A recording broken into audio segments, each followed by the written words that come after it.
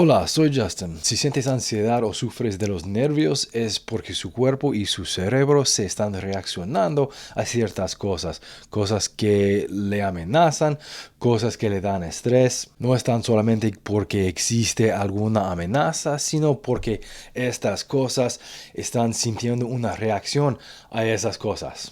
En el video anterior hablamos de la manera más fácil para mí de controlar esos nervios. Y ahora hablemos de algunas de las cosas que suceden aquí y aquí cuando sufrimos de los nervios. Esta información es muy importante. Hay muchas razones.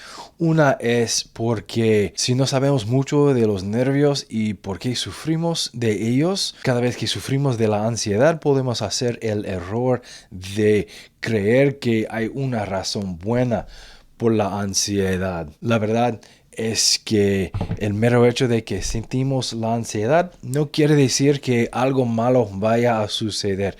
No quiere decir que haya una amenaza real. Si cometemos el error de creer que cada vez que sentimos los nervios haya algún peligro verdadero, vamos a sufrir muchísimo. La verdad es que los nervios pueden mentirnos. A veces, cuando sufrimos de los nervios, sí hay una buena razón. Y en otras ocasiones no hay ninguna buena razón, aparte de que ya hemos sufrido de algo en el pasado y el cuerpo nos hace recordar eso. Por eso es muy importante recordar que cuando sufrimos de los nervios, que nos quedemos tranquilos, que hagamos alguna investigación de todas estas partes para ver si realmente hay alguna amenaza, algún peligro, o si nada más sentimos que hay alguna amenaza o algún peligro.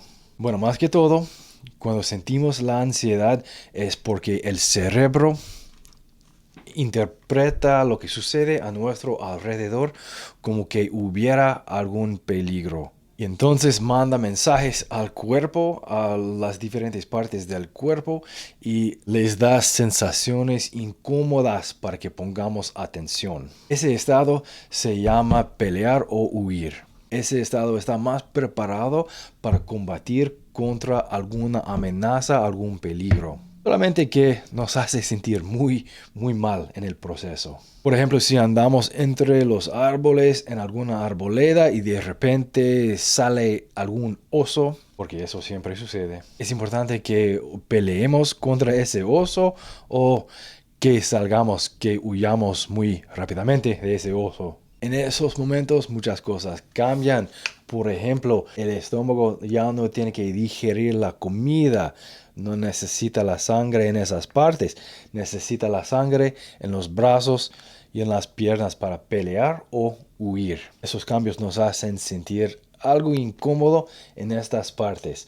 También para que las piernas y los brazos reciban sangre, el corazón tiene que empezar a latir muy fuertemente. También el cuerpo necesita más oxígeno, por eso los pulmones empiezan a funcionar diferentemente. Tal vez se ha dado cuenta de que cuando sufre de los nervios, cuando está asustado, que empieza a respirar diferentemente. Tal vez su corazón lata muy fuertemente, tal vez le dé palpitaciones. Es por eso que le dije en el video pasado que respirara diferentemente para tratar de controlar la ansiedad. Cuando estamos ansiosos empezamos a respirar más rápidamente y para controlar eso tenemos que empezar a respirar más despacio.